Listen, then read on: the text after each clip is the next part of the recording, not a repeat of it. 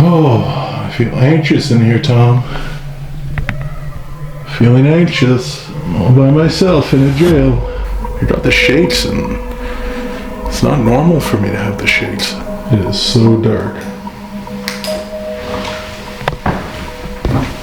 So, Tom, when you touch that axe, the axe head, it's connected to a device, and it'll make a noise. This room feels different. It's so strange investigating alone. It's like I need other people's energy. I got the chills from that one. Oh, that was a knock. It sounds like something's out there in the hall. Was that you? I heard that. That wasn't me. It was like behind you. Yeah. It was like, sounded just like the same type of knock. Yeah, it was exactly the same knock, just one. It was a county capital, the Shire town, which is a very British way of saying town. And this operated from 1845. It was actually Queen Victoria who named us Albert County. We are the Albert County Museum, the Albert County Shire town site. So we run a historic village here, and the jail is part of the buildings that were here. I walked in one morning to open up, and it's like I shocked someone and they dropped a book from upstairs. Thump! Like, oh, she's here. Thump! We have a Nickelodeon upstairs where many staff would come in with actually to be closing up, and the Nickelodeon would just start playing. It's a music box, yeah, and it would just start playing. A lot of energy from the debtor cell. A day last year in August where all day long, it's no matter who was coming through, they were asking me what's going on at the jail, but they were really picking up some energy in here. And then the energy was saying, get out, get out. There was a person who actually walked in the door and spun and turned back out. She couldn't come in the building. And she's like, I can't go in there. I've had other people do that in the courthouse too. Certainly being around cell number 2 gives me the creeps. I don't like it very much. Certainly don't like talking about Tom in there. It's almost like I can't talk. There was a jailkeeper's daughter who died, and so I have many people asking me about the little girl that's here. Paranormal investigator came in and saw the spirit of the jailkeeper's wife, who said, we're really worried about our little girl. And in fact, I had another investigator that was here a couple of years ago with the world's largest ghost hunt, and she saw a little girl. She had never been here before to the Albert County Museum and never been inside this jail. And saw the little girl outside and said, take me to your favorite part. What do you like the most? And the little girl brought her in the jail and up the stairs and into the area that has all the kids' toys. Thank you, Janet, for having me here. You're welcome, Elliot. I'm very grateful for the opportunity. Every year I do look for one spot on the East Coast to investigate, and I'm happy that you welcomed me here. Jails are just our thing. We love jails. We've been working with numerous jails in Ontario. I'm the research guy. I dig deep into the jails, like very, very, very deep. Tom Collins is extremely fascinating. Most of the pioneering type villages we work with are all buildings that are brought in from other places. And here, it's like, this is all original. It's all original, nothing's moved. The building that we're in was built in 1845. The top section was added in 1903 to provide better living accommodations for the jailkeeper. The courthouse is original. Nothing's been manufactured here to create a narrative. And we all love places like King's Landing, and we all love places like the village of Cadian, and you have beautiful historic villages in Ontario. But they usually start with 1 or 2 buildings, and then they start adding on to it to create a town, to create, we'll put the store over here, and either they're moving an old building or they're making something look old, almost like a stage set. But that's not what you have here. You're walking into history. Yeah. We've been quite fortunate to have the beautiful grounds. This is actually an 11-acre property now, 6 acres of which is the museum.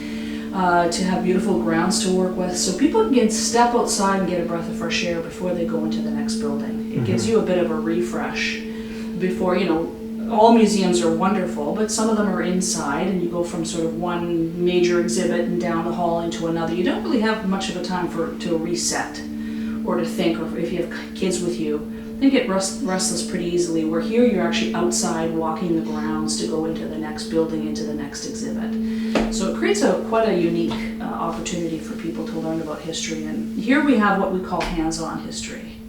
We invite people to gently touch it. many, many museums, and again, they're all wonderful, but much of it's behind glass, or they're behind stanchions, or it says do not touch. We don't have that here. If you want to pick up that book and have a look at it, please do. So this is hands-on history. And so it creates a really unique experience. But most people, when I'm asking them, how did you find out about us when they arrive, I like to know, and certainly Facebook is a big one. Word of mouth, I've always wanted to come here, etc. But when they leave, I ask them, what's your favorite part? And almost everyone says the jail. Tom Collins is why I found this place, and we talked before for a side project I'm doing, and a possible future involvement in that, and looking at the executed. Tom Collins is the only person who was executed in Albert County. That's right. Now I know that Dorchester Jail has their executions, and down to St. Andrews they got theirs, but Tom Collins stands out above, them. I mean, the Manister brothers kind of do a whole separate category thing, but and I think they were fairly guilty, the Manister brothers. Tom Collins, there's a question on whether he was truly guilty of killing Mary Ann Macaulay. And for those watching, just quickly, Mary Ann Macaulay was the cousin of Reverend Macaulay. And Father Macaulay. Father. Catholic priest, yes. Catholic, my bad. So Father Macaulay had his rectory, which was, and I'm kind of confused on where New Ireland was. Like, how far is it from here? It's not terribly far. So there's a town next to us called Riverside, Albert, which was a railway town. There was a railway that went through here, and that was the spur line. So everyone had to stop and stay in Riverside, Albert to catch their train for the next day. So it was really kind of an interesting place. So you go to Riverside, Albert, and then you head inland, heading towards, you wouldn't know where Elgin is, but you're heading basically between Riverside, Albert, and Elgin. Off another road is New Ireland, the town of New Ireland, which was, at the time probably had 30 residents, 40 residents, maybe it was a little town. There wasn't much to it, but there was at least a town there. And they were all Irish immigrants. Irish Catholic. Yeah.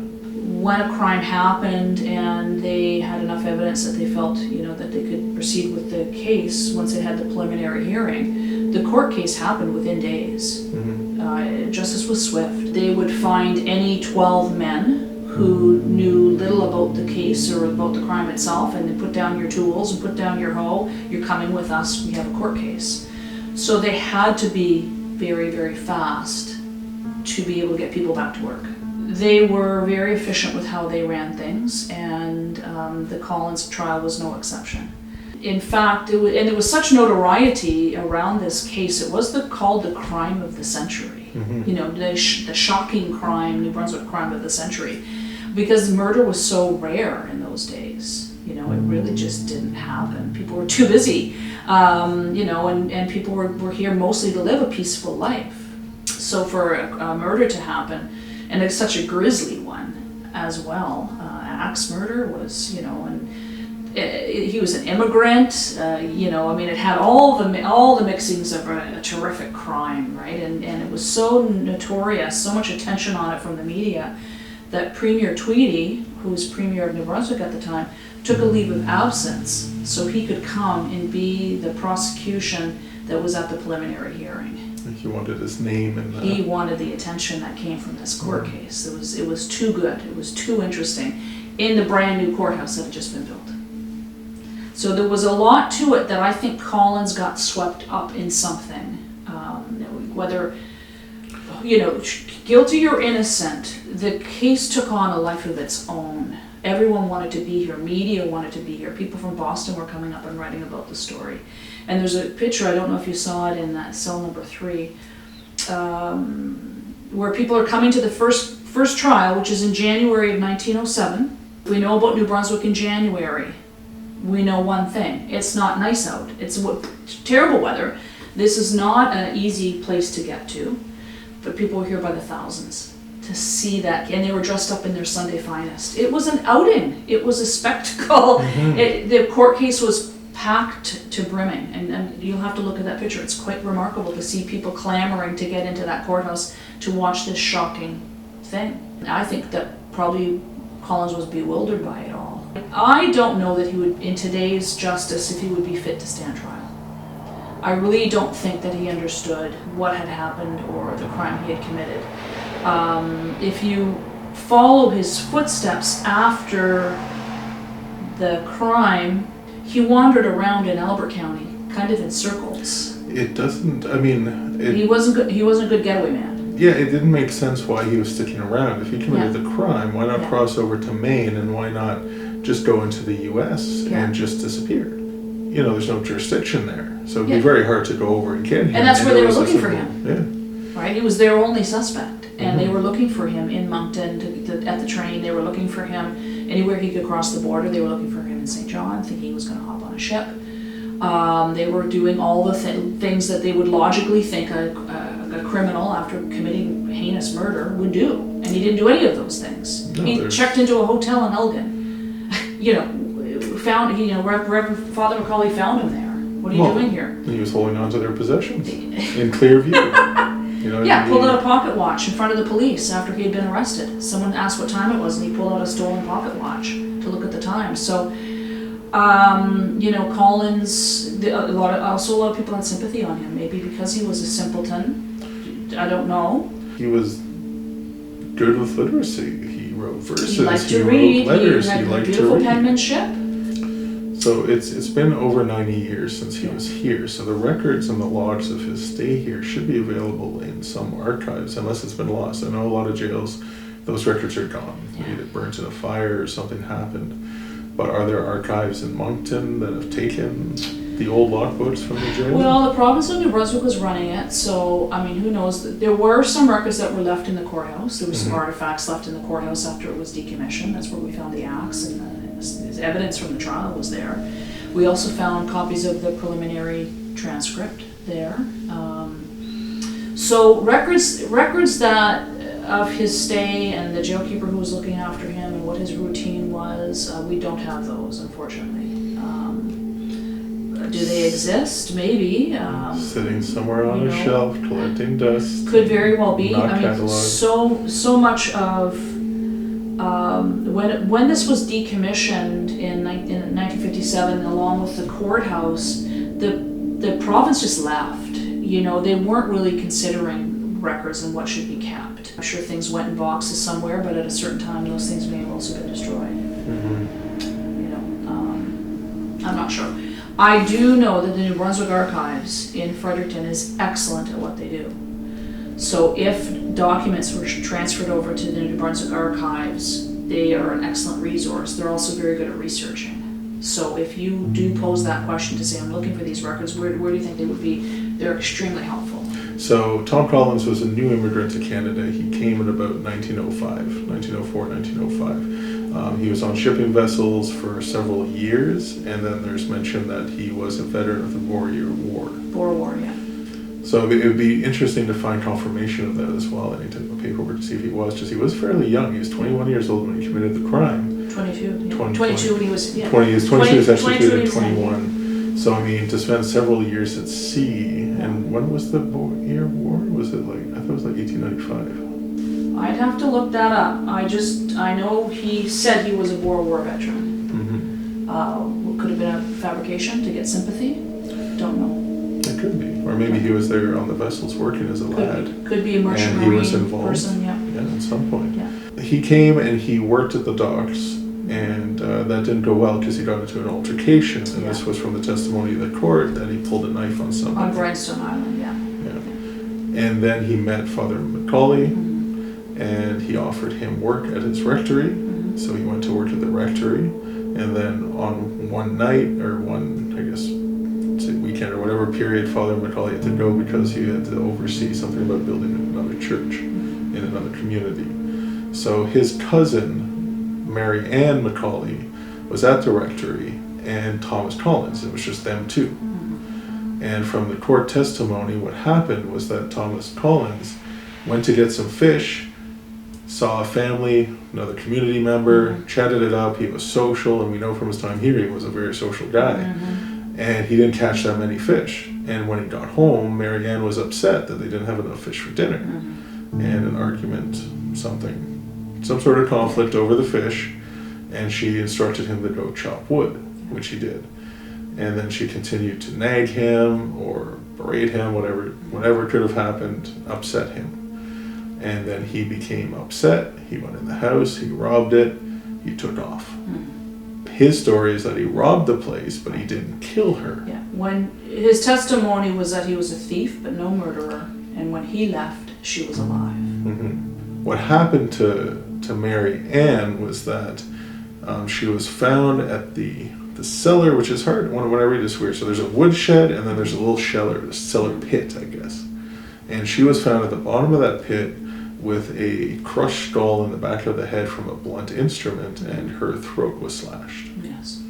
So that's how she was found, and she was found when Father Macaulay returned. Now, from what I read in the newspapers, that a neighbor did go to look, but couldn't find her. And then Father Macaulay came with another gentleman, and then they found her. Right. And then they searched the home. They went to the nearest town to get the police. I think it was Elgin. But interestingly, what from the tour is that Father Macaulay actually bumped into him before he went back home. He did. In Elgin. Between the murder and Father Macaulay returning home when Mary Ann was already dead.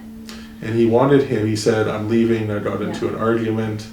And then Father Macaulay said, "Well, come and stay where I'm staying." And then he left. He took off. Yeah, Father Macaulay was still traveling and said, "Well, Tom, are you going back to the rectory?" And Tom said, "Yes, I'm heading back there now." So Father Macaulay, rather than transport him in his horse and wagon, Collins walked home. So it's so strange that Macaulay wouldn't have said, "Get on the wagon, I'm gonna take you home now, I'm gonna take you back to work."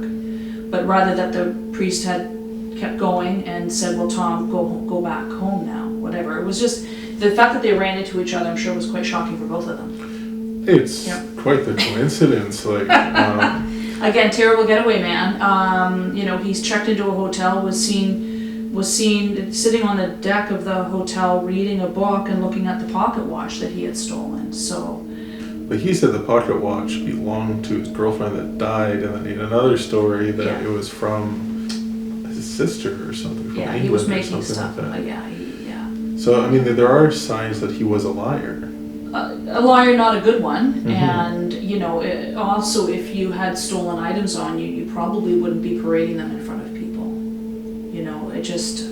Unless you wanted to get caught. I don't know. But I mean, and it makes for an interesting story, and also the fact that people had such sympathy on him that they paid for his defense counsel.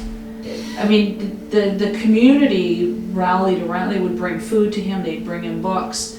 But the community members actually paid, not Collins's family and not the province, but community members paid the defense counsel, the same defense counsel in all three trials represented him at the expense of the community.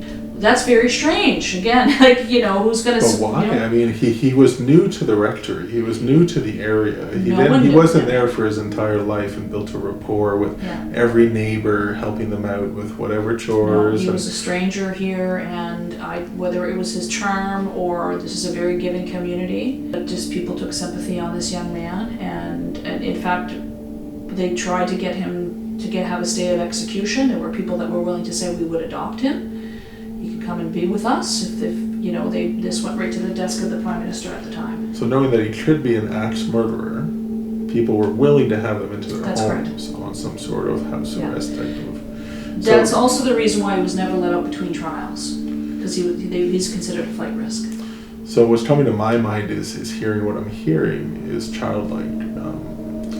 People maybe had sympathy for him by meeting him or knowing him, that maybe he had some sort of developmental delay. And there are people who have developmental delays who can write, that can read, right? Like he could be at a 12-year-old level or a 13-year-old level. Could be, because for people to just all of a sudden support a stranger in such a way, they must have seen something, right? But none of that was ever brought up in the newspapers. No.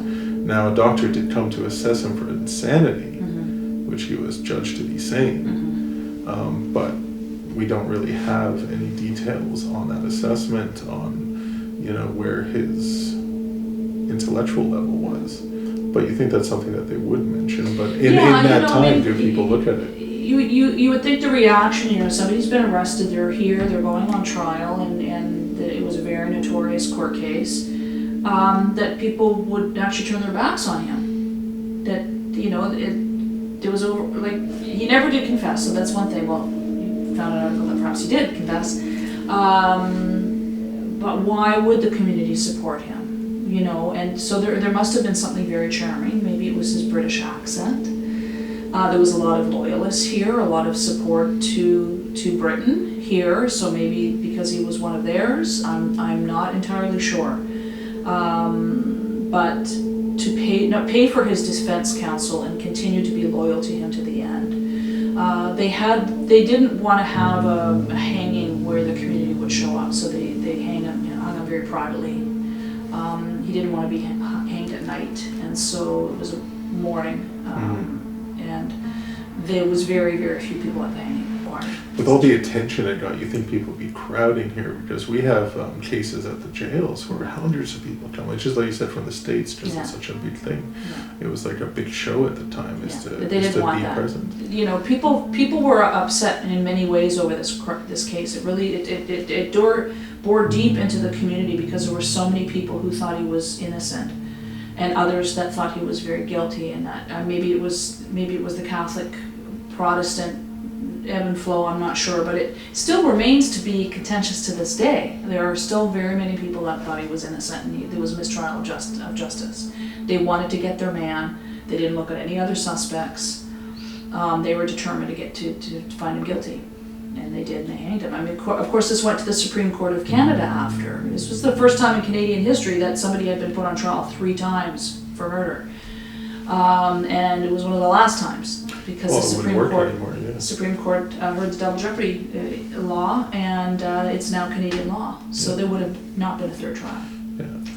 So for the trials, for you guys watching, so the first one, the judge misled the jury by presenting certain facts or pushing certain things which a judge cannot do.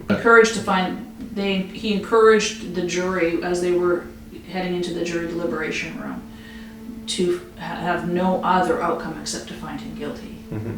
Which is totally inappropriate. That is absolutely correct. Yeah. So rightfully so, that was dismissed. Mm-hmm. So the second trial was a hung jury. They just couldn't make up their minds. They just couldn't go one way or the other. Did you know what the exact count was from the jury? 5 guilty, 7 innocent.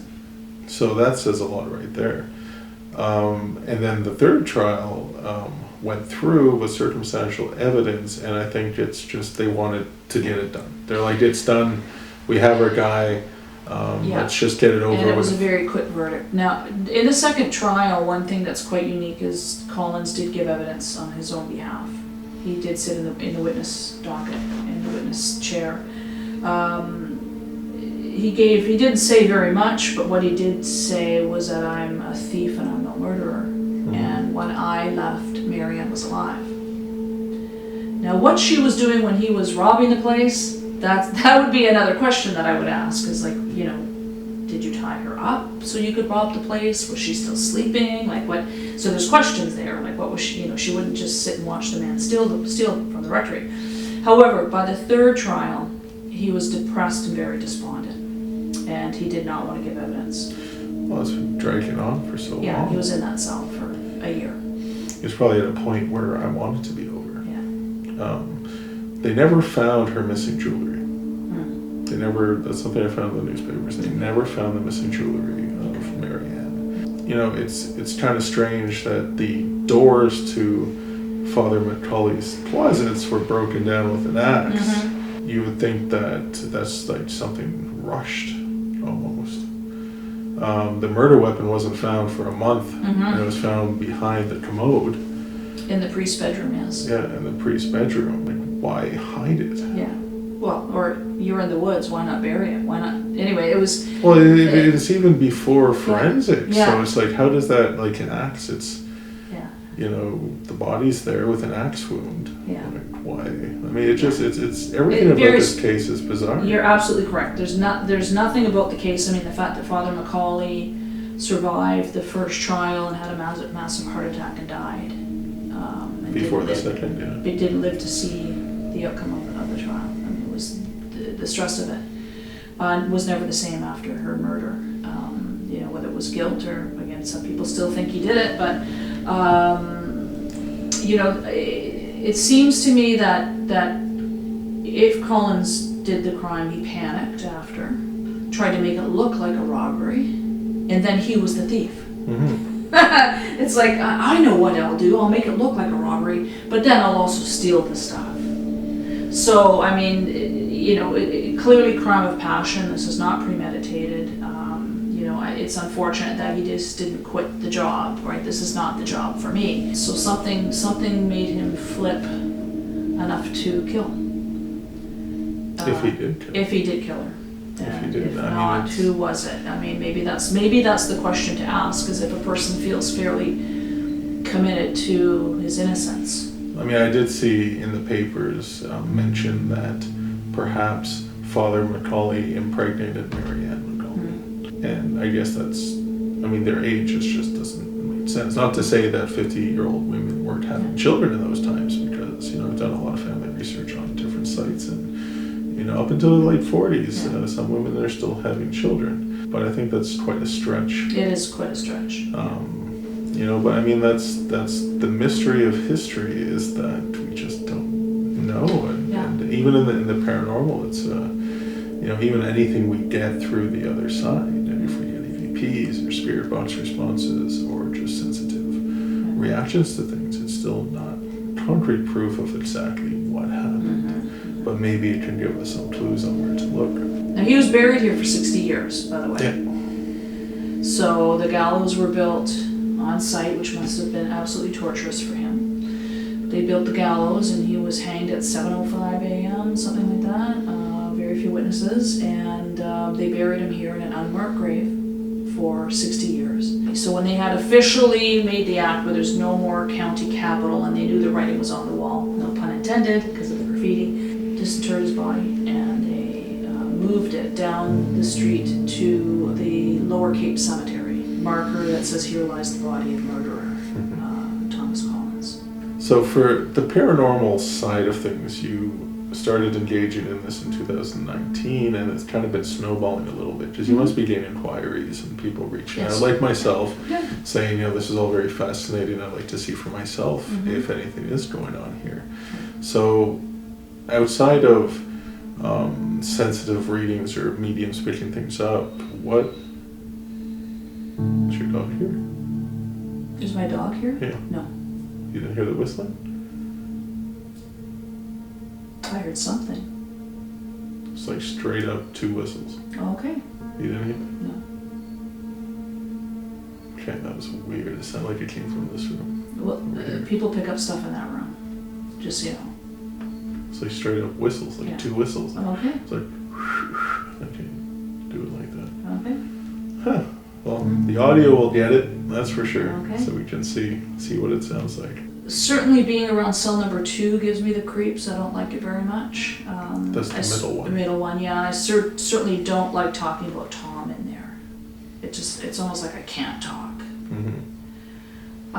In fact, for me to be sitting here with you in the jail, being quite comfortable, so thank you for that, your calming energy, because usually I can't talk about that case in here. I'll talk about it outside, like when I have tour groups, I'll talk about it outside, I'll share with them everything, and then they can come in, because once I'm in here, I can't talk about it.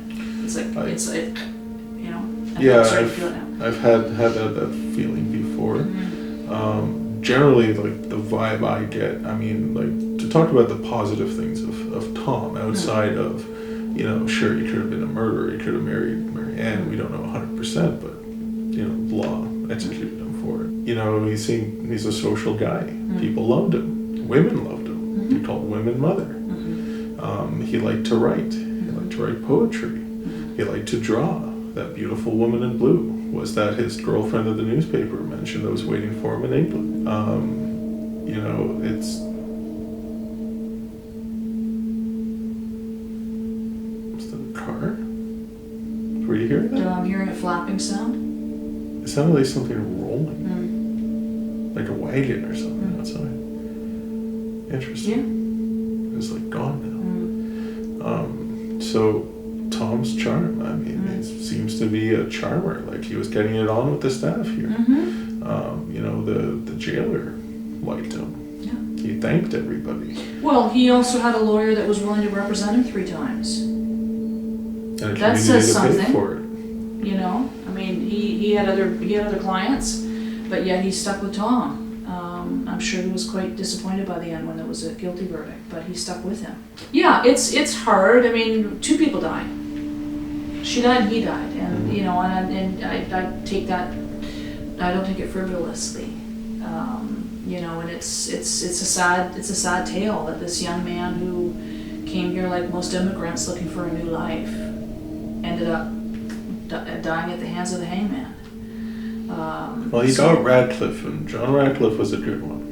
He did his job pretty well. Yeah. You know, he was pretty good at his job. Yeah. Well, they asked Sheriff Linz, who was here, whose home was just over here, to do it, to look after the hanging. And Sheriff Linz said, "I will not do that, and I'd rather quit my job." It's a really hard job to do, and that's why they're, you know, the real identity of Canada's official hangmans are, you know, secretive. But I liked reading that when Radcliffe was here, he looked at the gallows that was built and said, "That won't do. That's right. We're building another one." He did not build it to my specifications. Yeah. Yeah, because he knew how to do his job. Yeah. I wish my crew was with me and I wasn't alone right now. I feel a bit anxious now. Yeah. All these things. So there's that. Oh, I feel anxious in here, Tom. Feeling anxious. I'm all by myself in a jail.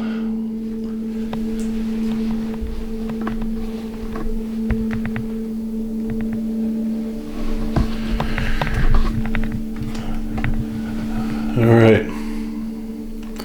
I'm in cell number 2. Tom Collins' cell. He spent a year in here. I got the shakes, and it's not normal for me to have the shakes. I think it's this guy over here. I feel like that's a face, but it's just a mannequin. So, just trying to collect myself here. We have the flux up there. I have a REM pod here. Got a couple cat balls out. So,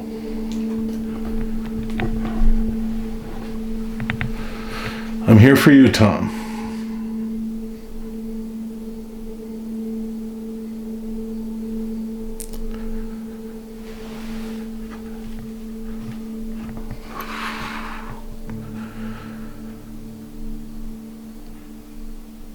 It's so quiet and so eerie.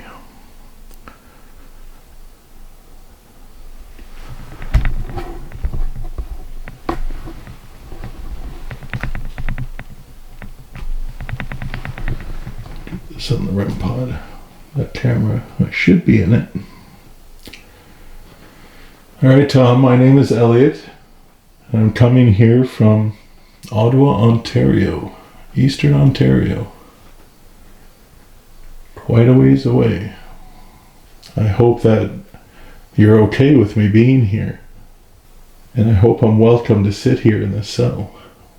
I know what Janet means by like hard to talk. It's tight on the chest and around the neck. That blue device up there, Tom, is a motion sensor. It senses motion, moving. So on one side, you can touch the blue light and it'll turn green, and on the other side it'll turn red.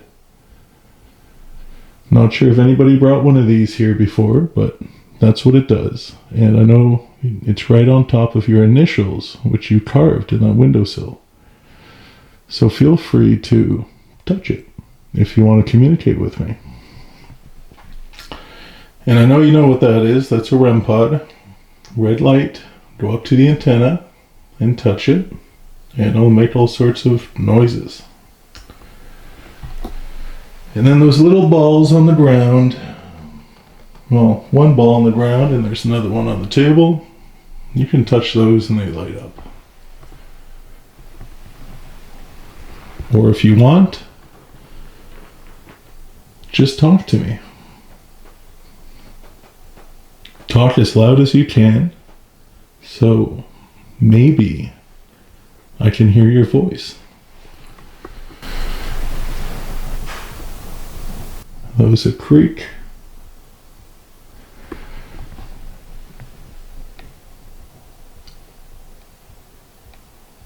Could be just a jail sound. So Tom, is it okay that I'm here? Can you touch one of these devices just to let me know that it's okay?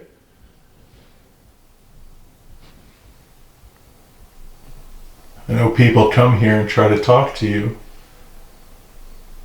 I'm really no different than them. I'm curious about your story, about what happened to you when you came here from England. I found a news article about the father that was here on your last day. And he reported to the newspaper that you admitted to the murder of Marianne. It's just my stomach making a sound. I would love to know, was he speaking the truth? Did he really hear your confession? Because he mentioned in the article after your death that you wanted your confession to remain private.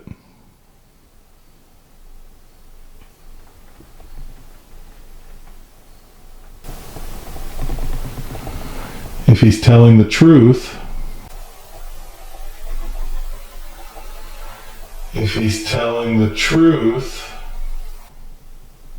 can you make a bang or a knock?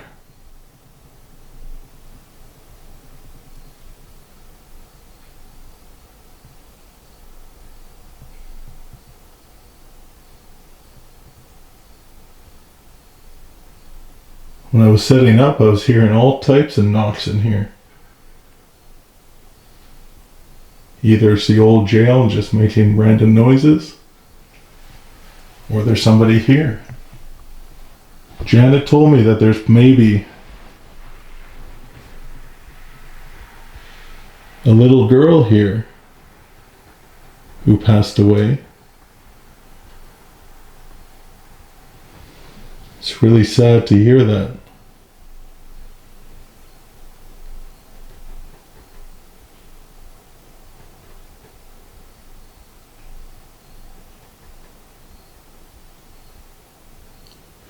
One of the governors or the jailer's daughter.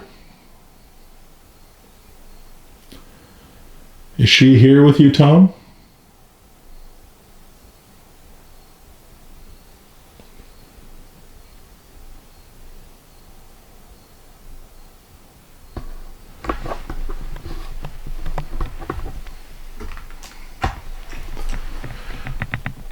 Super quiet. Like, when I was setting up, there's all sorts of noises happening here and now. It's nothing. There was a little creak down the hall, which is probably just it's getting colder out, so the building's probably just making a noise. But it's very uneasy, like extremely uneasy here.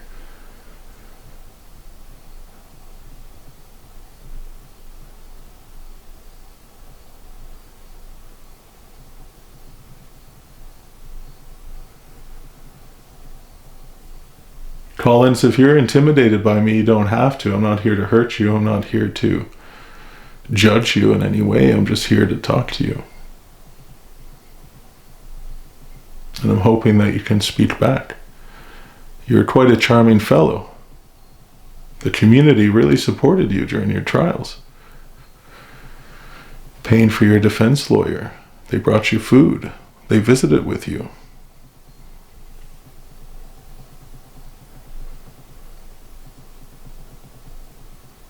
Seemed like the women really liked you.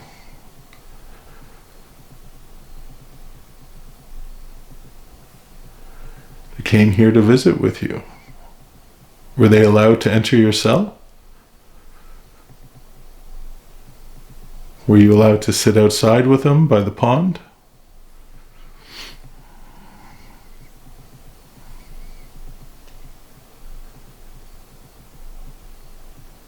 Your friends and family in England also sent letters of support, speaking of your character, your good character. So a lot about your trial does not make sense.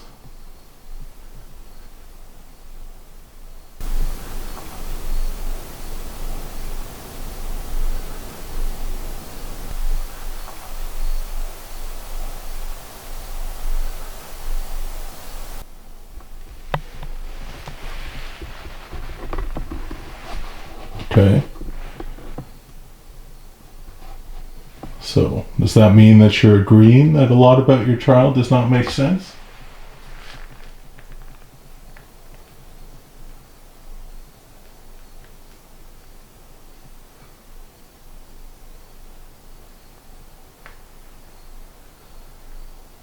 What about the one on the floor? There's another one on the floor down there in front of me.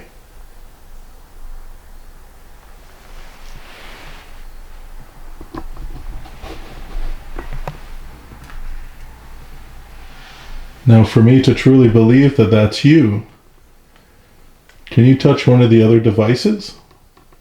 Just to confirm that you're listening to me? That you can see me? Got the blue light and a red light. And we have another one of those flashy balls on the ground.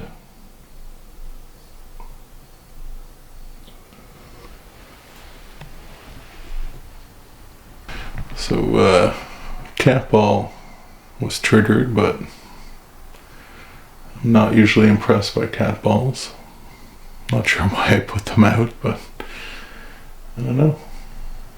Can you touch that cat ball again on the count of 3 for me, if that's the device that you want to use to interact with me?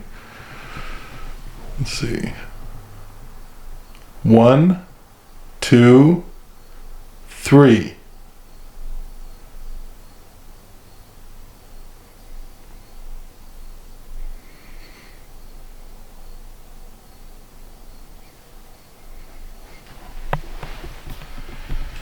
So Tom, when I count down like that, it's just testing for intelligence to see that if you or another person here actually made that ball light up. And when it doesn't happen, when I count to 3, then I have to assume that it's a false hit. So keep trying to talk to me, Tom. I'm here at this jail specifically for you and your case. Your claim of innocence. And to get to know you a little bit better.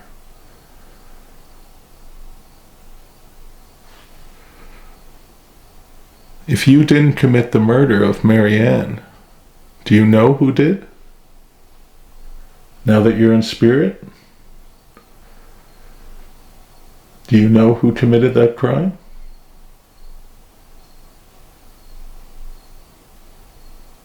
Was it somebody that you knew?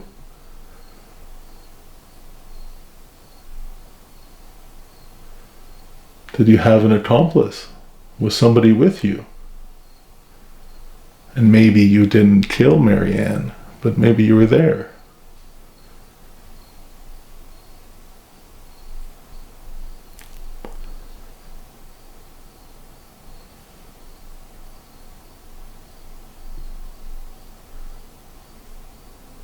So quiet, but like I feel like my body's reacting to something here. Is there somewhere else in this building that I should go? Can you make a noise so I know where to go?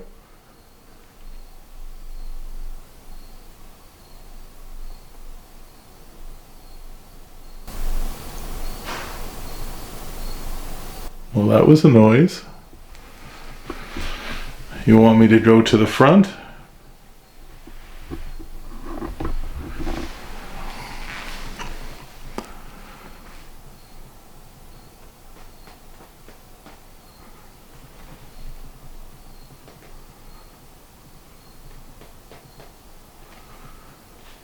That noise is just my pants. People hear footsteps in here. That's something that's reported. Now, Tom, I know You probably didn't spend much time upstairs. Did you ever go upstairs to spend time with the jailer? I think his name was Mr. Potter.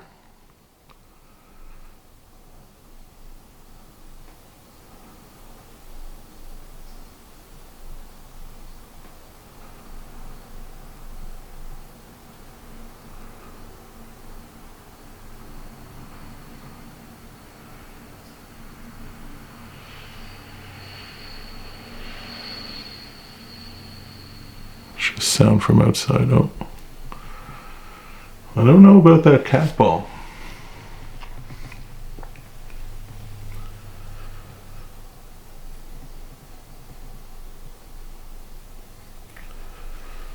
Do people bring a lot of these cat balls here?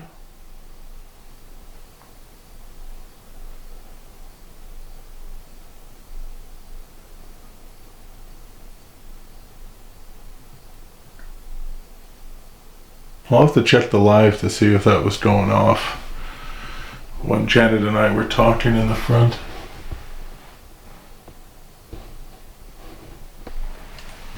Can you move things, Tom? Is that something you know how to do? You can move that cat ball. You can knock it right off that stool if you want.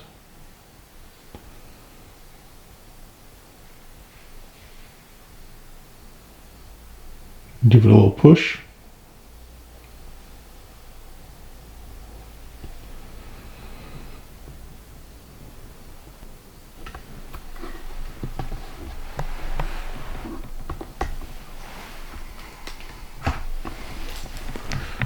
Kind of want to leave the cell and see what happens. So there's only 3 cells here. Now this was Tom Collins' cell. He spent a year here. But they have the murder weapon and the door that was bashed in to Father Macaulay's closet in the other cell. And I put a REM wire around the axe to see if it would trigger, but I haven't heard anything. It would make the same noise as a REM pod. So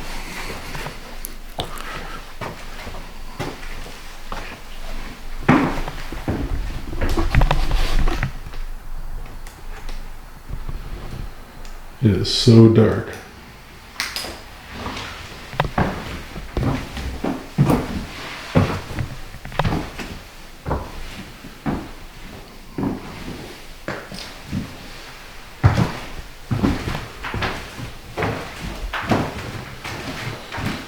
Alright, there it is. So Tom, some of your personal belongings are in here.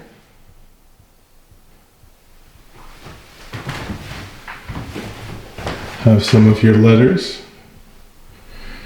one of your drawings of a lady in a blue dress. It's quite nice. They found it behind the wall here.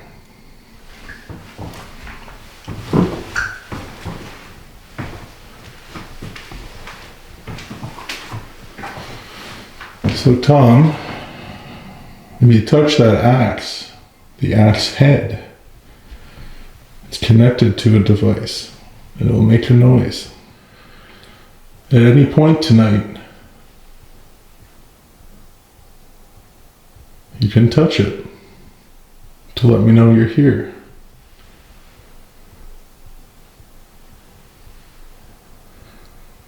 If you want me back in your cell, you can touch one of the devices in there.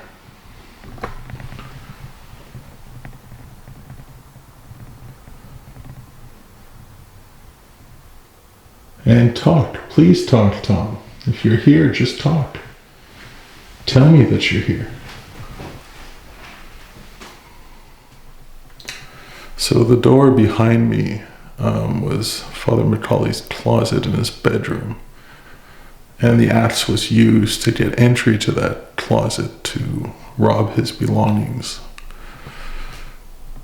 And they put it beside the axe. So there's 2 doors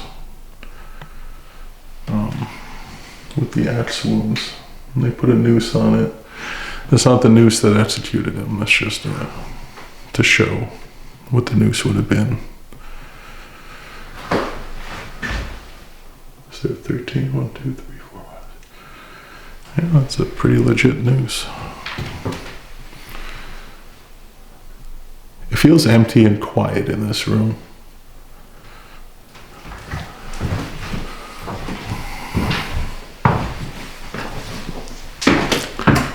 So that door behind me, you would have walked out there 13 feet to the scaffold. We have the latrine. I don't know, I should ask you if this is original.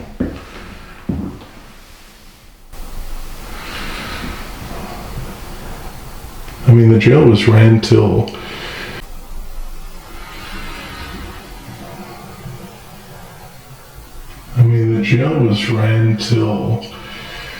I think the 1960s, or maybe 55. They should have had a toilet. LMR 1942. The nine's backwards. JL born 1823.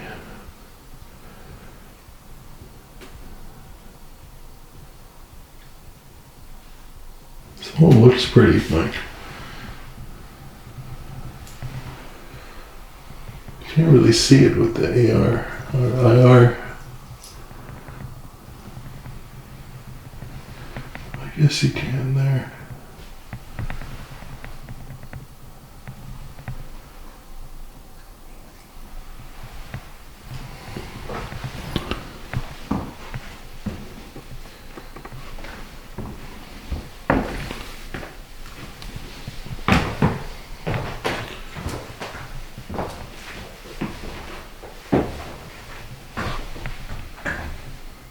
This room feels different. So this was the debtor cell. If there's somebody in this cell block, can you make a knock or a sound? Can you speak?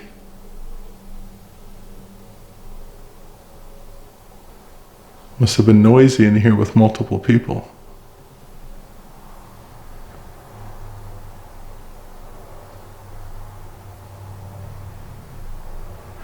It's so strange investigating alone. It's like I need other people's energy to make stuff happen.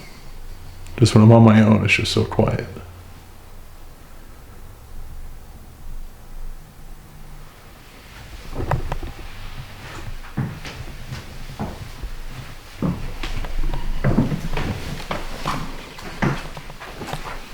All right. So, I just wanted to go and get a spirit box.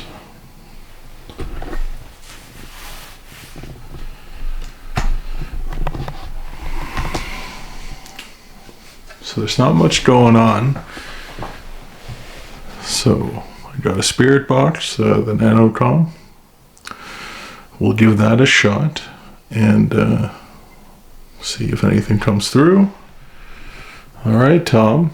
Now, I know that the groups that have been here before have definitely used spirit boxes. They run through radio frequencies fairly quick. This box is unique. It has an EMF sensor in it, so if there's an energy around it, then it changes the way it behaves, so how it runs through the bandwidth. So feel free to come up to the device, try to speak to me. So the first thing I want you to do is that if you are here, can you just say your name clearly through this box?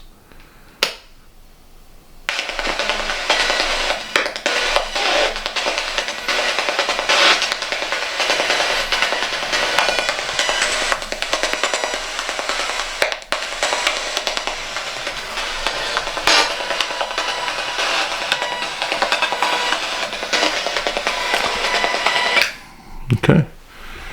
We are in the middle of rural New Brunswick, so I don't expect to get too many radio stations out here. But I said rural New Brunswick, and the cat ball goes off. So, how about if we try the spirit box again?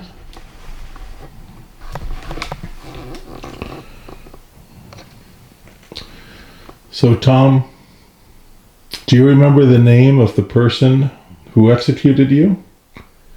Can you say their name?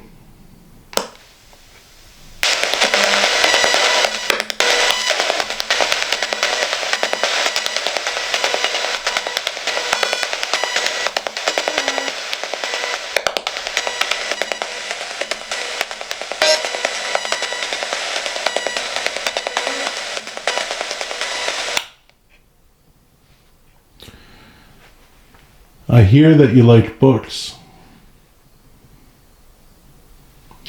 Do you have a favorite author or title? Can you tell me the title of your favorite book?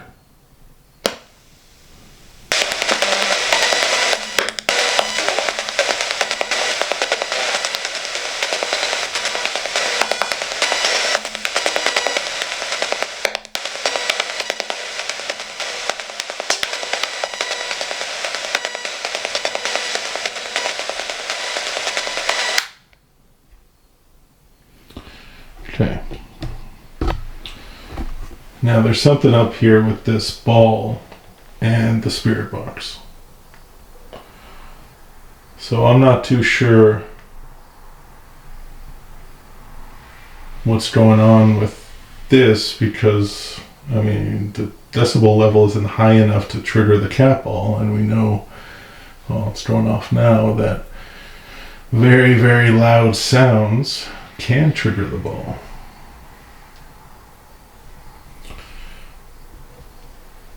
Do you not like the spirit box? Is it something you don't like? Tom, can you give me a clear sign if you don't like the spirit box?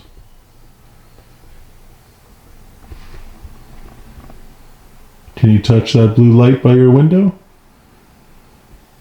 Just to let me know that you don't like this box that makes the noise? It's okay if you don't. I don't have to use it. You can interact with other ways.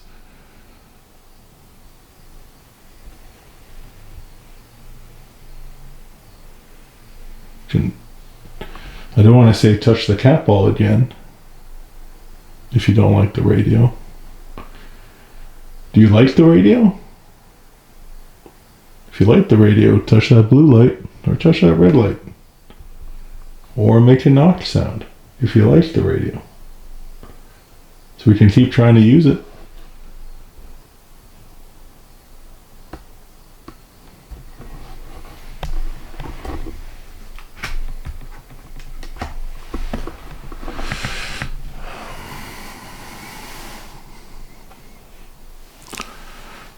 The menu on. Okay, well, we'll try it again. There's nothing coming out of it. Keep an eye on that blue light.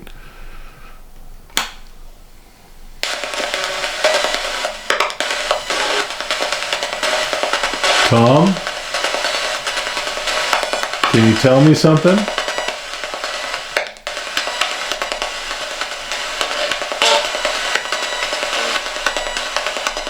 You gotta be clear.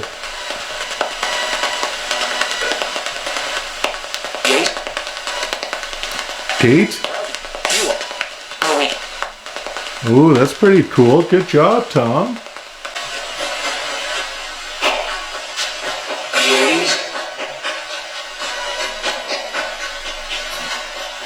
Gate?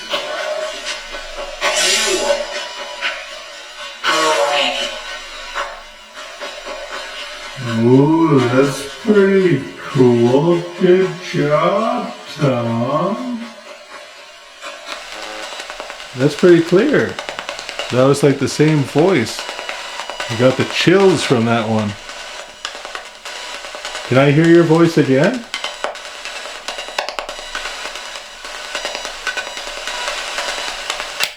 Okay. Well, Tom, this is the thing. Try to get that flux device in there. Is that it's really hard to hear what's coming through that radio, the box radio. Usually when I go home and I listen to it again, I can try to understand it better, but I apologize. All right, I think Janet's here.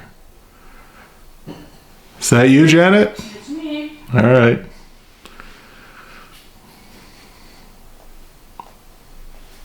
Are you comfortable coming into Tom's cell with me? Sure.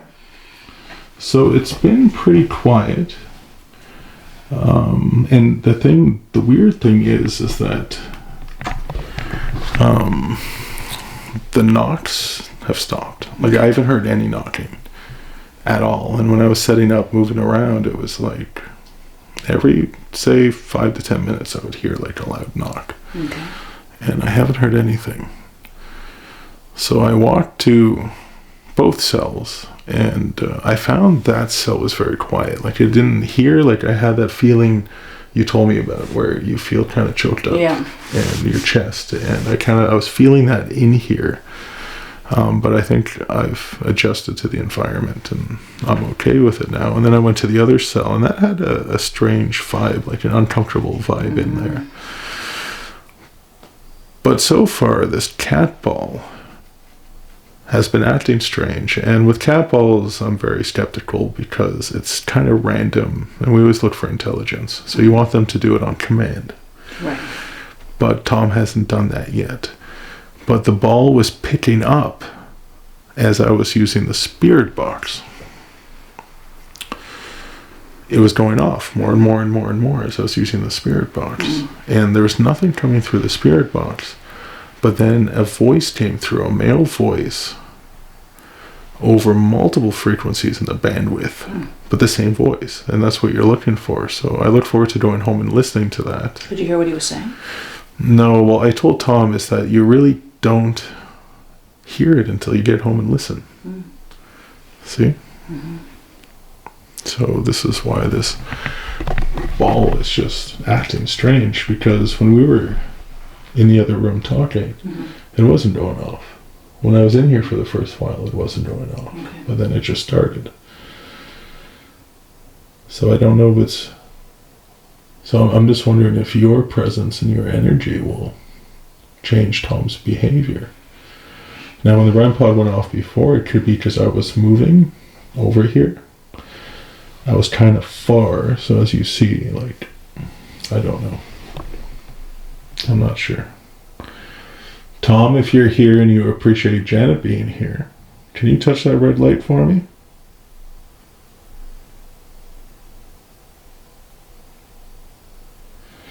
So I've been wanting to see if I can get that voice come through again. And that's kind of what I'm hoping for. So the voice wasn't aggressive by any means. I'm just not sure if he likes it, because the ball kept going off when I was using it. So I'm wondering if he doesn't like the spirit box because of the noise it makes. Okay. So Tom, we'll try again. If you do not want me to use the spirit box, like I told you before, I don't have to. If you prefer other means of communicating or just silence, that's completely fine, but you can tell me through this device. You can clearly say something like, stop it, or turn it off, or I don't like it. So I'll turn it on again and see if you can let me know.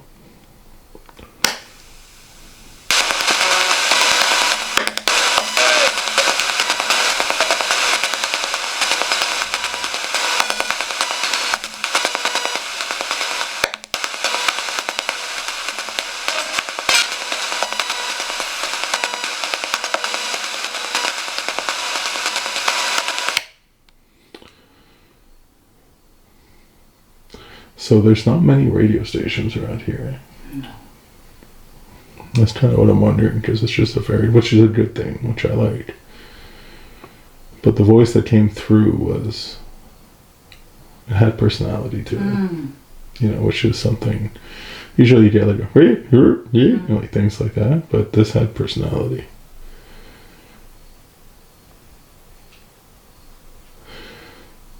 So Tom, I introduced myself as Elliot, and I'm sure you know Janet here. Can you say your name clearly for me?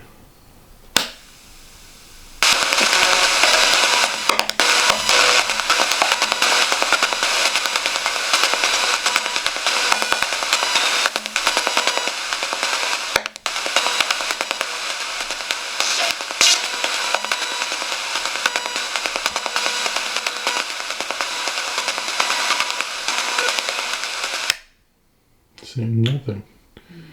And that's why I appreciated that voice that I heard so much. And it's because, that's just me putting that down. So a big flaw with REM pods is that they're very sensitive to like motion. Like if a table moves or something like that. So when you use one, it's always good to be completely still.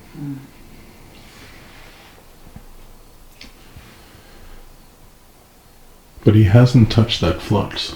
Okay.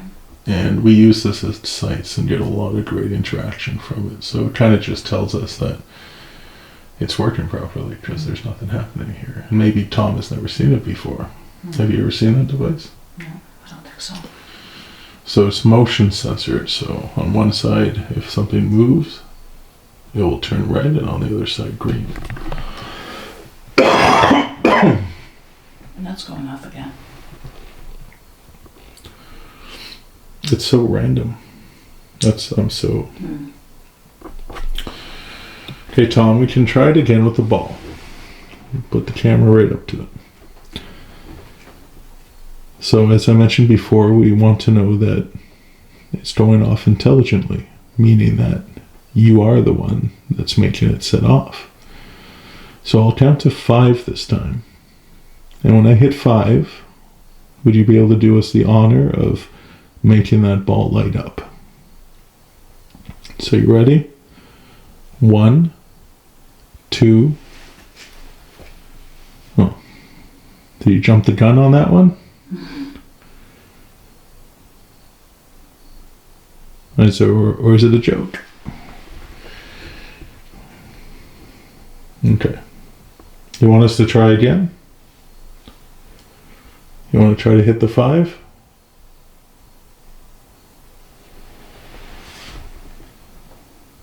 One. Okay. Maybe you are joking around.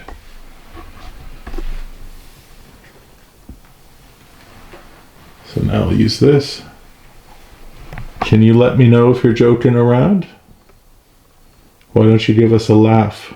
Can you laugh through this radio box?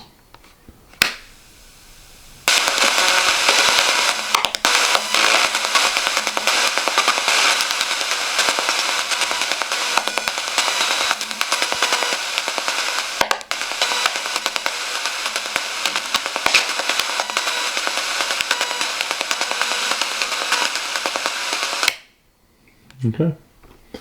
No laughing. So we'll try the ball again. Now you notice it hasn't gone off in a little while now. Alright, count of 5, Tom. Show us that you're here with us.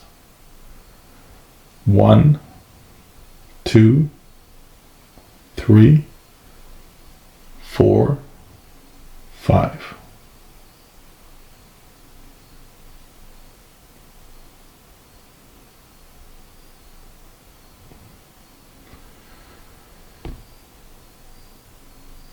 So when the teams come in here with equipment, what is it that is usually most reactive from the stuff that they bring? This? Well, I've had sensors through that box. Spirit box. This one. And the REM pod? And the handheld. The K2 meter? Yeah. Okay. Strange.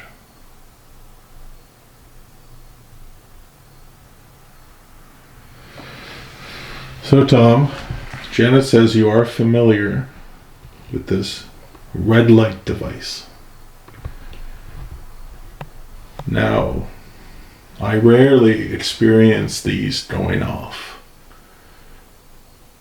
from spirit. Now, there's a lot of things that do make them go off, like bad electrical, us being too close, motion, vibration. So if you are capable of touching that and lighting up the colors for us, can you do that for us?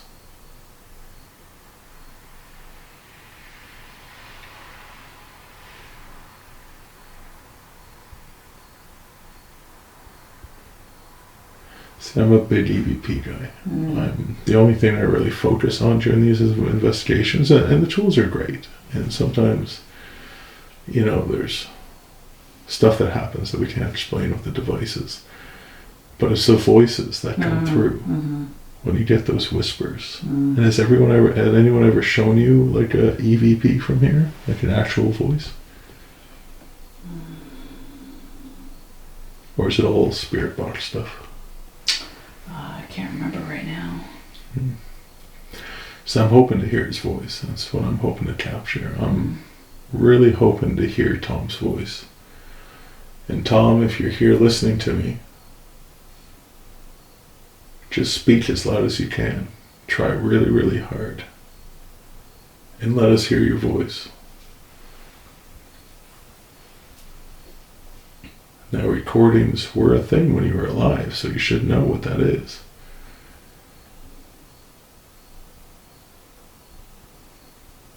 We're trying to record your voice. So if you have anything to say that's meaningful or friendly,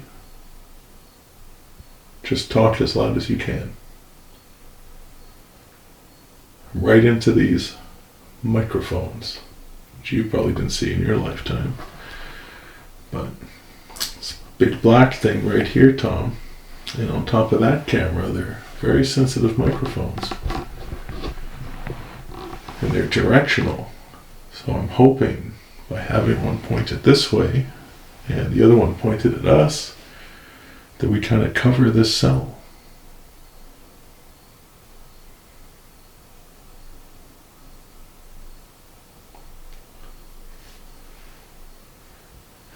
So I tried talking about Marianne and Father Macaulay, and didn't really go anywhere. So maybe, Tom, let's try to figure out why you came to Canada. You were on ships for most of your teens.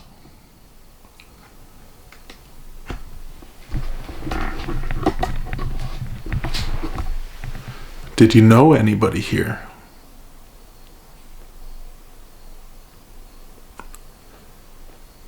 Did you just land here and decided you had enough on the ships and you wanted to try something new?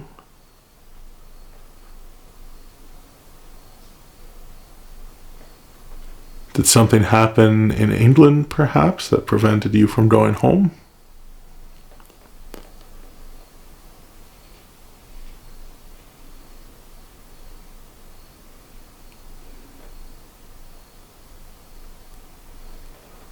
Did you just want adventure?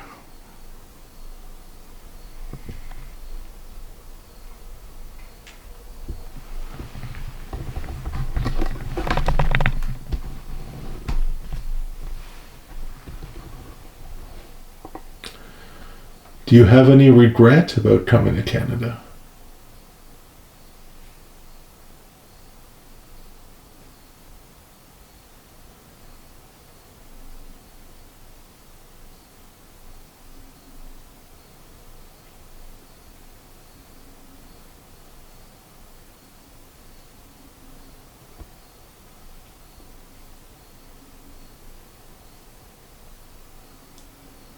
Let's go in a long time.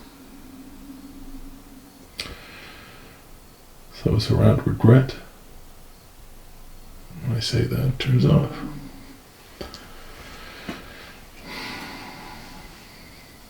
So you must regret your life choices.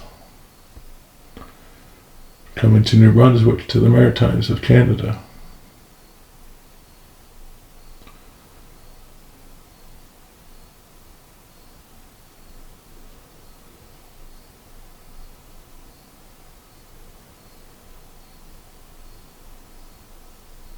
Have you been stuck here, Tom, since the day of your execution, or are you here in visitation?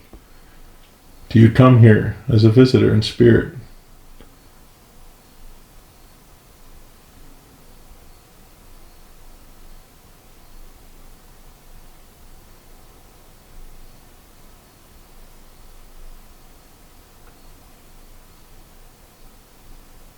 So I guess what I'm trying to say is, are you stuck here as a ghost? And are you aware that you're a ghost? Yeah?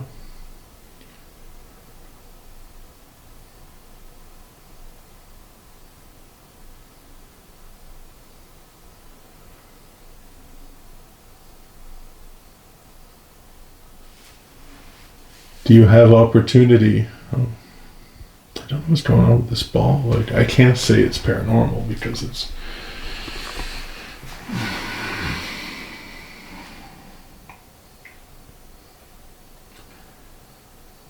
What else would it be? The sensors in these things are cheap. They're made in Asia. I mean, it could be a malfunctioning ball.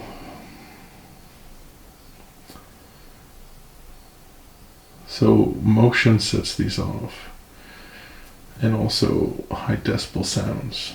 So like, you know how screaming can break a glass? Okay. Mm-hmm. So if the decibel level's high enough, it will trigger them.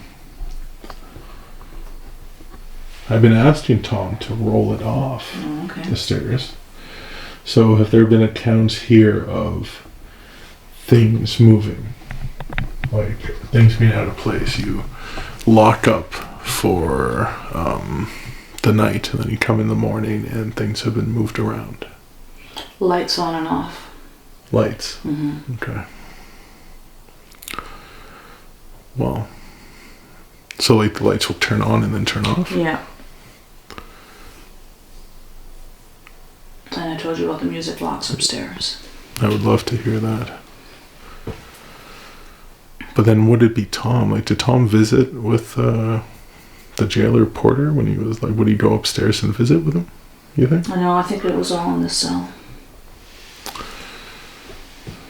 So then it could be the little girl playing the music. Could be. I don't know that the machine works right now. I think it got cranked once too much. Oh. Yeah. Well, maybe it'd rain with you. yeah, I don't know. I think that there's something in there. Something about that. The ball? Yeah. So what we want to see is when one device goes off, you want to see confirmation through another device. Okay. I mean, it's interesting because when I was walking around, it wasn't going off. When I was sitting here in the beginning, it wasn't going off. And I don't think while we were having a conversation, I could go back and watch the live and see. And if it wasn't going off, then why is it going off now? And so much. Mm. Like that's...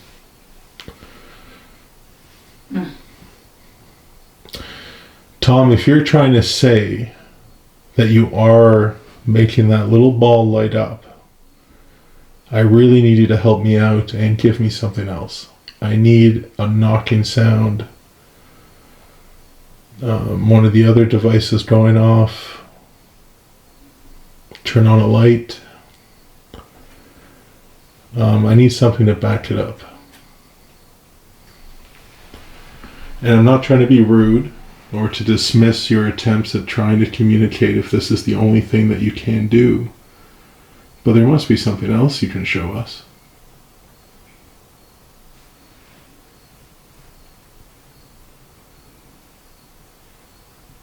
Like, I think a loud knock would be perfect.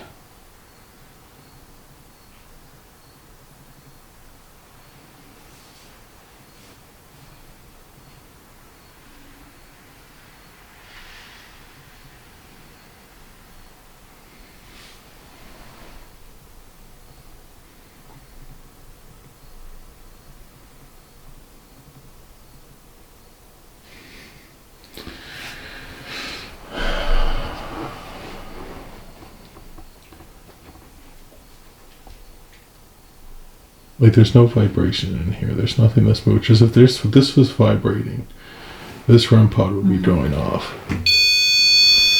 If this was moving, it would trigger the REM pod. Because this thing is ridiculously sensitive. So I don't understand what would be causing the vibration of that ball.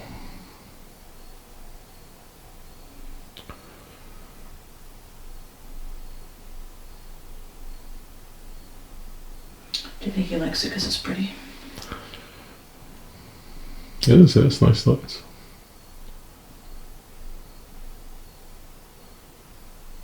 It's going to happen again.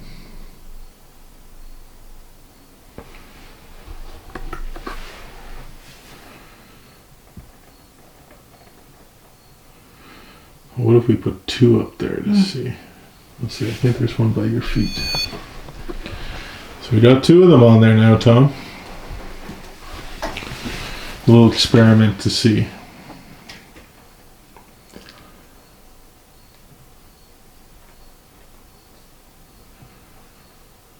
So now if you can set both of those off at the same time, that would be interesting.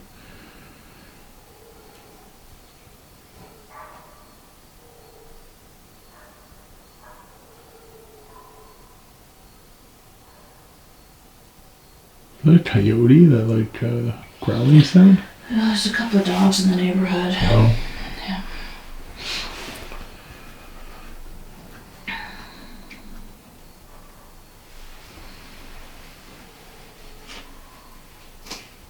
So now nothing from that ball. So I put another one up there and now it's not flashing.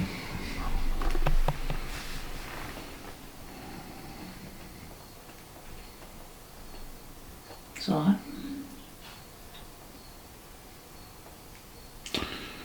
If it were faulty, it should keep doing it. Mm-hmm.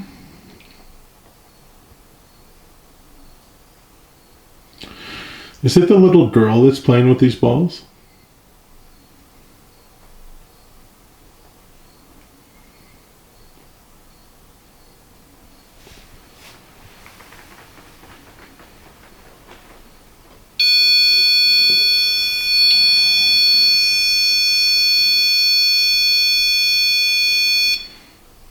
Just the slightest touch of that, it goes off. Alright, I took away that ball now. Let's see if it changes anything.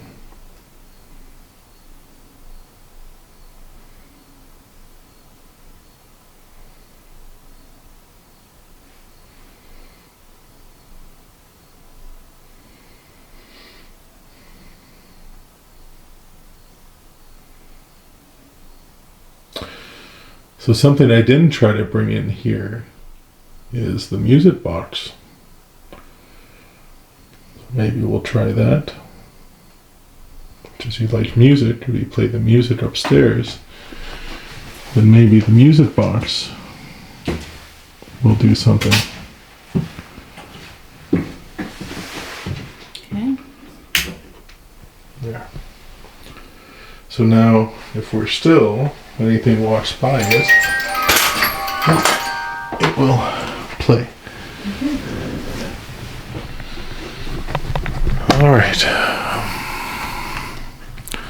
A new device for you, Tom. You like the music upstairs, or the little girl does. But whoever likes the music, you just have to move in front of that box, and it'll play music for you.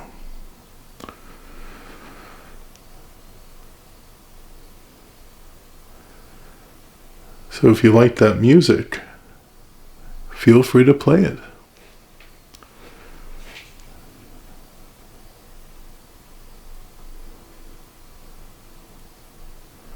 So the cat ball has done nothing.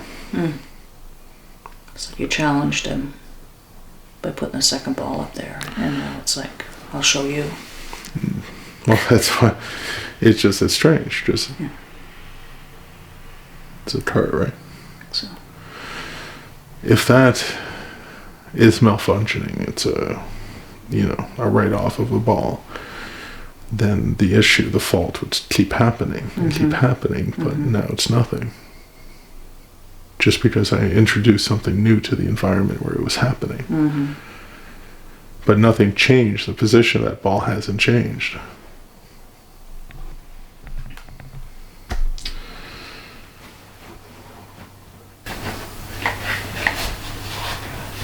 So Tom, is there something that you're trying to say to us? So Tom, is there something that you're trying to say to us?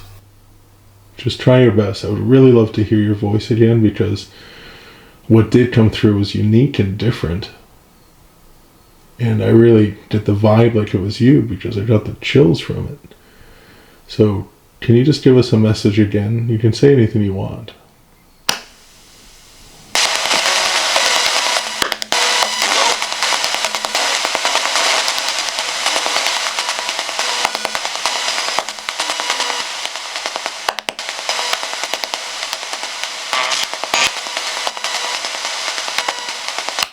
The first thing sounded like it. Hello. You heard hello? Yeah. I heard maybe like a no. But it was something oh, like hello or no or... I heard hello. I hope it's something friendly like that. So your message is hello.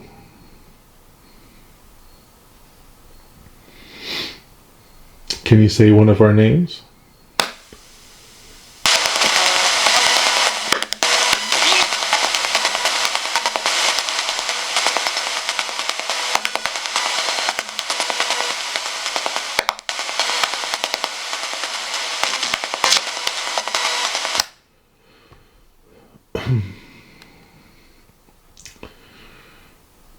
Did you hear a J?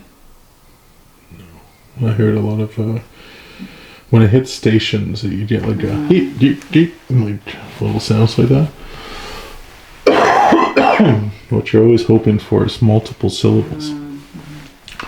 Because that shouldn't be happening with the way it sweeps. You might get like a or something like that, but something long.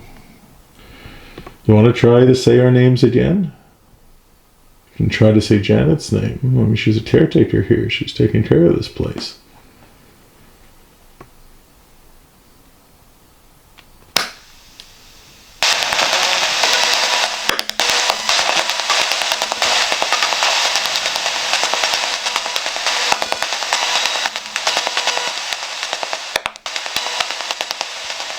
Come on, Tom. Just try really hard.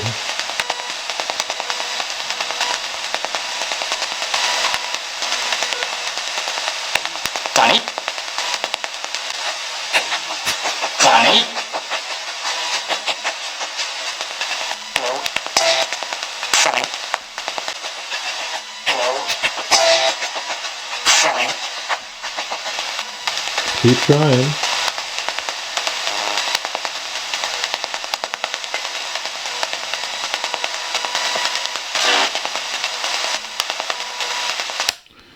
So, do you notice how those three bits were like the same male voice? And the first bit almost sounded like an English accent a little bit. So it's reviewing and listening to that again to see what it could be. But that shouldn't, the same voice shouldn't be happening like that. It should be coming through with pauses in between. Because as it runs through the radio frequencies, you wouldn't have the same voice on 4 different radio frequencies. So, Tom, maybe, I know this is a unique type of spirit box, not like the ones other people use, but keep trying to use it. Can you tell us the year that you were here? Well, there were 2 years, actually, that you were here. How about the month when you lost your life? Can you give us that month?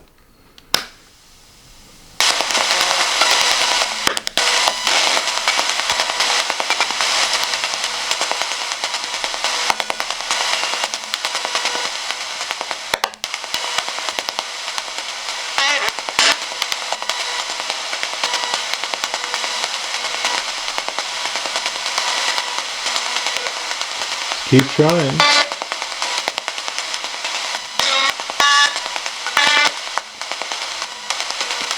As I was like, November. What's weird? But maybe because my mind is looking for it. Thank you, Tom, for interacting with us. You know, Tom, for the years that you were here, you were quite a little celebrity.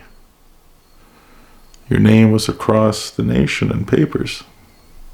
Maybe nations, I'm sure. Maybe the English newspapers covered it. Maybe in the US as well.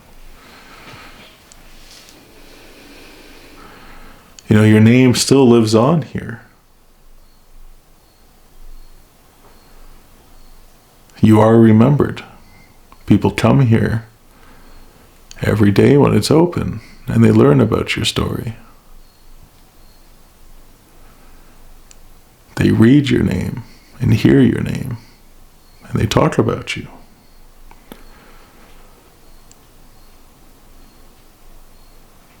And you must see this if you're actually here. And we're here now trying to communicate with you. We're trying to hear your voice. Trying to give you a voice.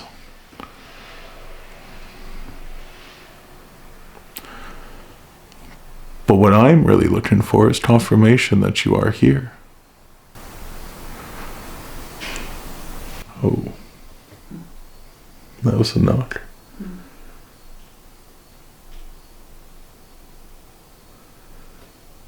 If that was you, Tom, giving us some confirmation, can you make another sound like that?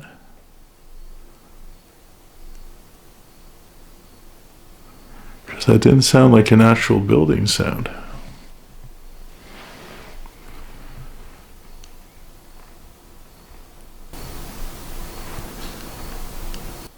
It sounds like something's out there in the hall.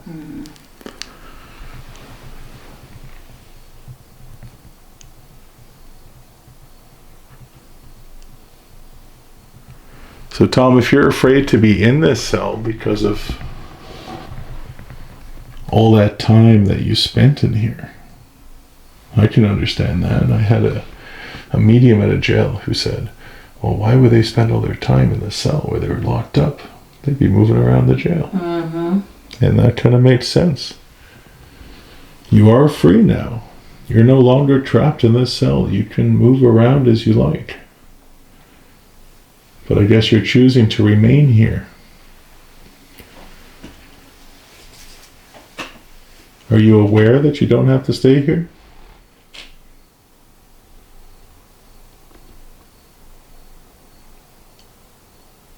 So fascinating. That ball's not doing anything. I almost want to see if it's working. See how much I had to shake that to make it go on? Okay, well the ball's still working, but you're not working it. Well, it was going off non-stop before that, so pretty much. I'm hoping that you would play that music, Tom. I just remembered when we were talking about that music box upstairs that I got a music box I can bring in here and play some cool tunes.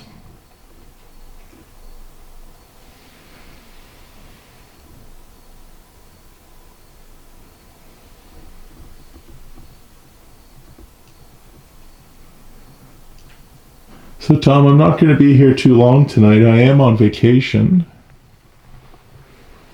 I wanted to stop in and say hello to you and try to meet you. That's why I'm here.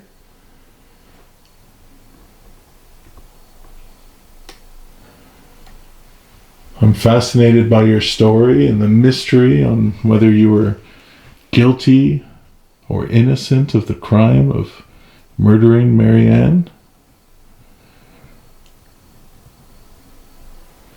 But maybe it's something that you want to keep a mystery.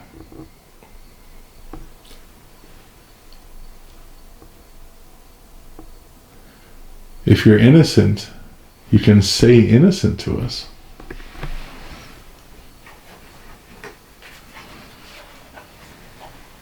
Let's see if you can use this again.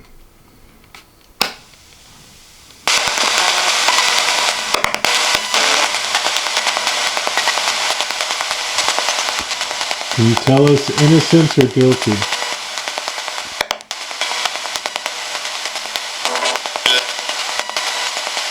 Keep trying.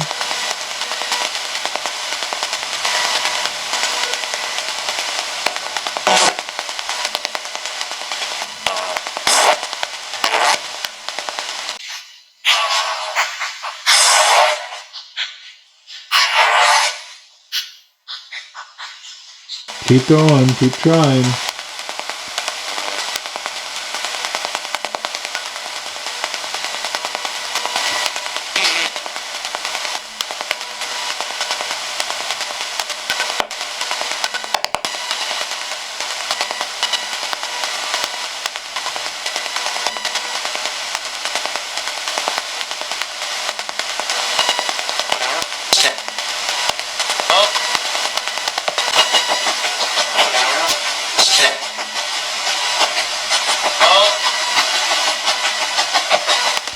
Come on, Tom. Let us hear your voice.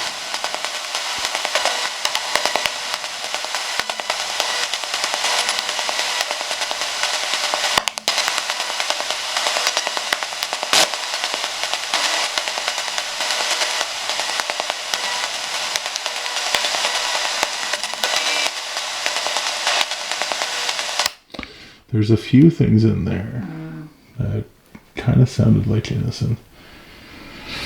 But again, we won't have confirmation until I review it and listen.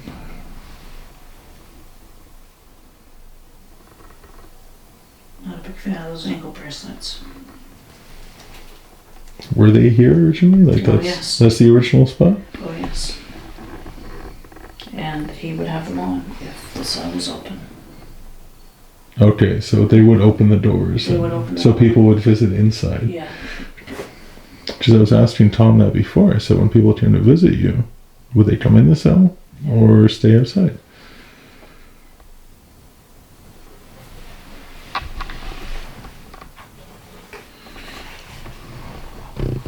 So Tom, you just heard us talking about those chains on the ground. Can you tell us how you felt about them?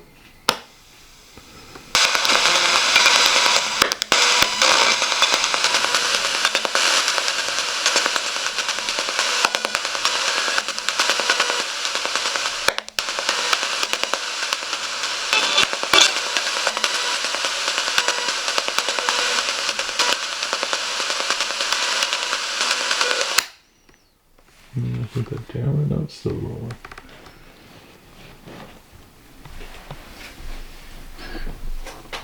Now, it being quiet here is completely normal. You know, being in a location, you know, alone, it's going to be quiet. Hardcore paranormal activity is rare. But it's in the review, it's when we go back and listen, that's where we find things that are hard to explain, and that's my expectation. So, but just because things are falling over and things are flying out or anything like that doesn't mean I'm disappointed that there's no activity. Because I know from experience, it's when you go back and you listen, that's when you find this stuff. When people come to these events, they think like what they see on YouTube is the reality. But that's not the reality. The reality is that it's quiet. And then sometimes you hear things and things happen, but it's not like what you see on TV shows.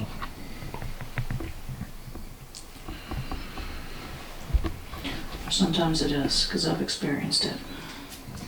Oh no, I told you the stories outside. It happens. It does, but it's rare. It's not like That's right.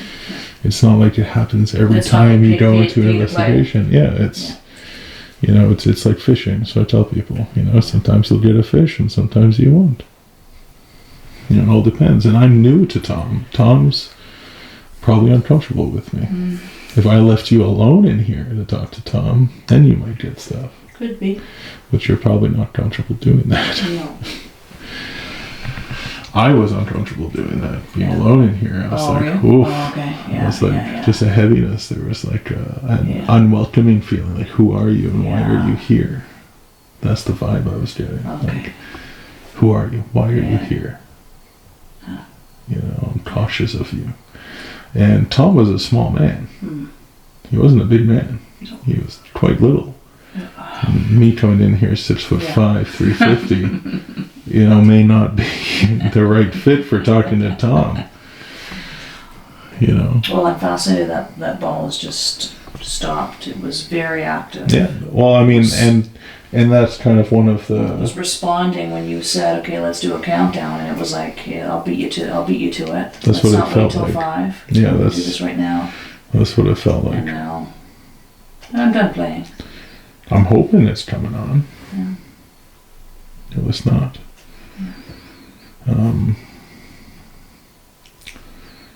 But I think I'm pretty much good for the night. Okay. I do just want to do like a walk around upstairs just to see. I don't know if you want to join for a walk around. Do that. All right, so I forgot to press record.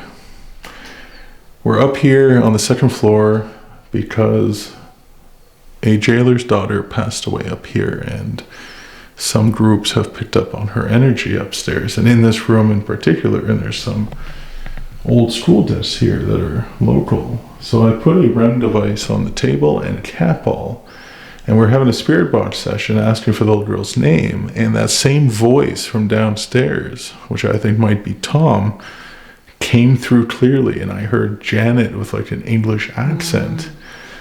And then the camera shut off, and I'm like, oh no. And then I opened it up and realized it wasn't recording, so it just shut down. So we missed all that. And then the voice kept coming through during that whole trying to figure out the camera thing. So we missed out on a lot, but Try it again. we'll try again. So if there is a little girl here, we want to know your name. Can you tell us your name?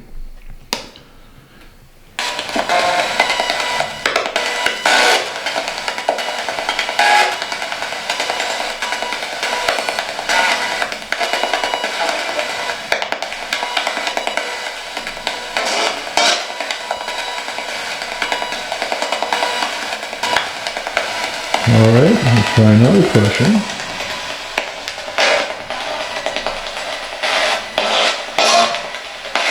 So Tom, if you were here, you followed us upstairs, which is okay. You can hang out with us. That's completely fine. Can you speak to us again through that? Or touch that little black box on the desk? Or that ball on the chalkboard?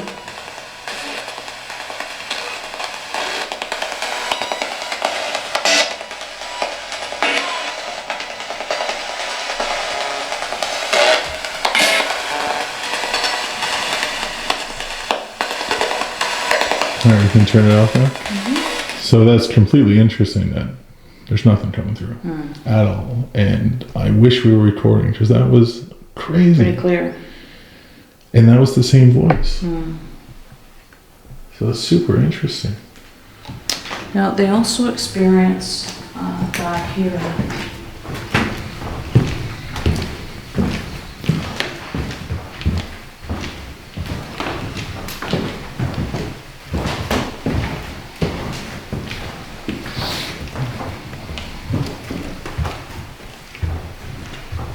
Actually, it's this room. This room. When Hub City Paranormal was here a few years ago, they were walking around and then they went outside and took some photos.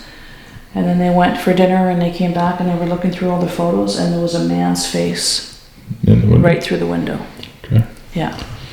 Well, we can Not try with the this one. story, if you know what I mean. Alright, so let's just, before we turn on the spirit box, Okay. if there's a man or girl or Tom here, since we're upstairs, can you knock for us? Can you just give us a little knock?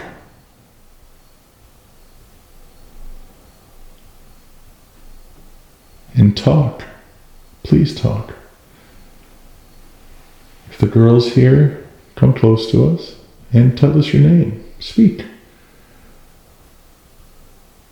Or the man. There's devices downstairs, and your cell, Tom, feel free to touch them. Play that music for us. And if the little girl's in the other room with the desks, touch the black box or the cat ball. We'll see the flashing from here. I just heard a thud. Okay.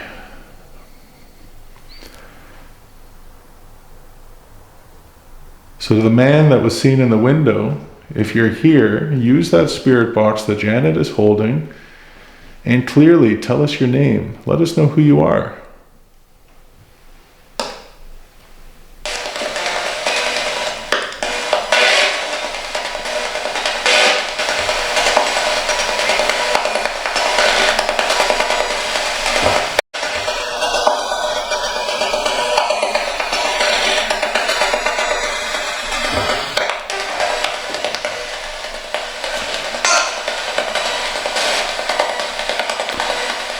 There's a little girl here.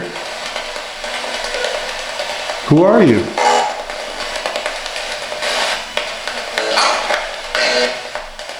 Do you like to play games?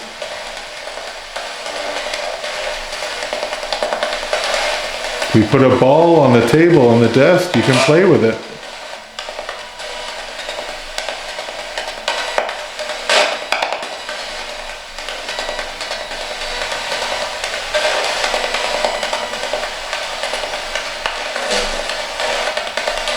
Tom?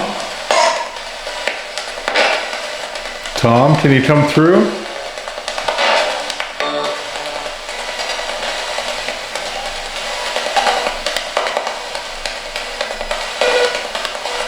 I want to hear your name, your voice again so badly, Tom, because what came through when the camera wasn't rolling was exactly what I heard downstairs.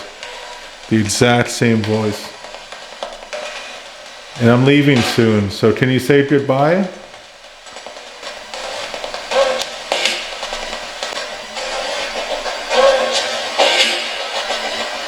They're like, don't leave. Don't leave.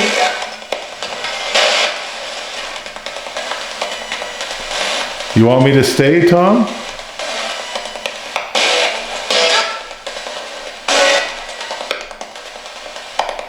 Keep trying, guys, whoever's here. Little girl, man, woman, whoever.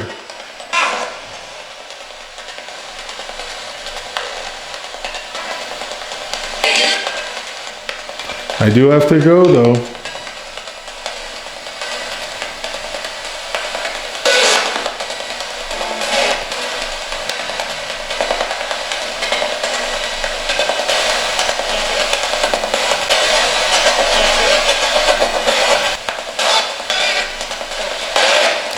All right, Tom, thank you so much for having me.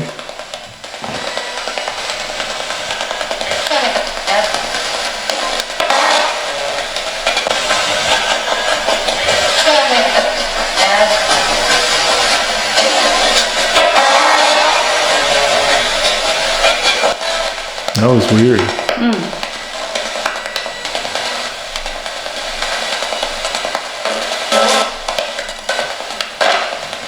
Tom, are you allowed up here?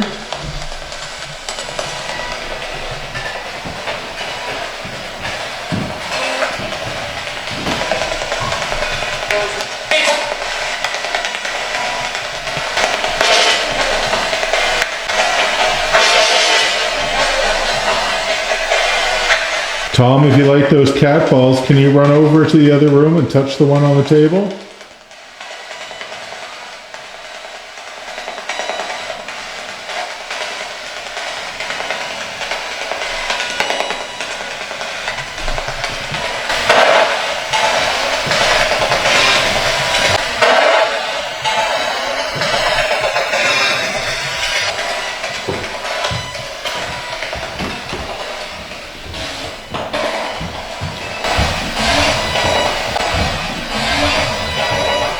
You hear that? Sounds like a little girl saying, "Wait."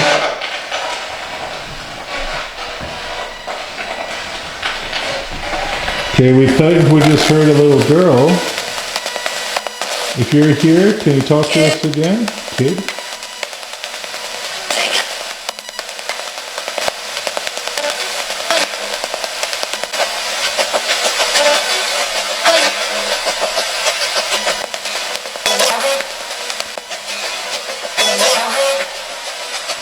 My daughter? Alright, before... What's that? I said, wow. Yeah, there's some stuff coming through there. So one more quick quiet session. All the devices are in the cell downstairs and beside me here.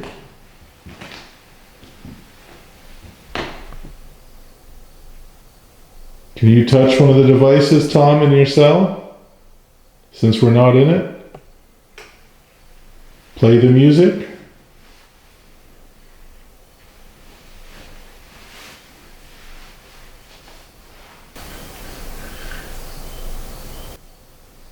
Hear that?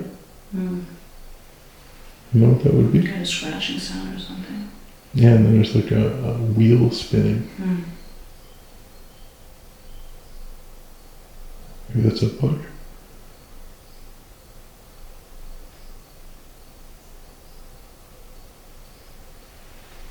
Now a lot of the knocks where we're hearing were coming from here. This area. Can you give us one before we go?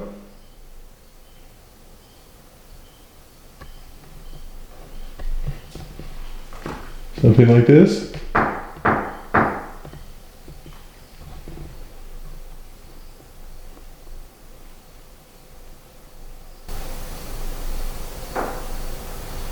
Was that you?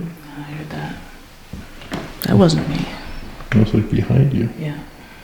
It was like, sounded just like the same type of knock. Yeah, it was exactly the same knock, just one. One's enough. Alright, well, you guys answered. Well, no music. Alright, Tom. It was a short visit, but I thank you for your time. Alright, so wrapped up my solo investigation at the Albert County Jail in New Brunswick. I want to thank Janet for allowing me here to experience this, and of course for joining me at the last piece of the investigation. I enjoyed that, to have some company and not be alone here anymore. We're going to review, see what we get, and hopefully in what you just watched, Tom Collins came and spoke to us. Goodbye.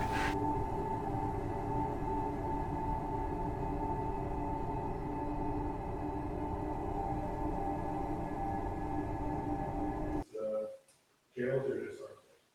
We love jails. Working with numerous jails in Ontario. I'm the research guy. I dig deep into those jails.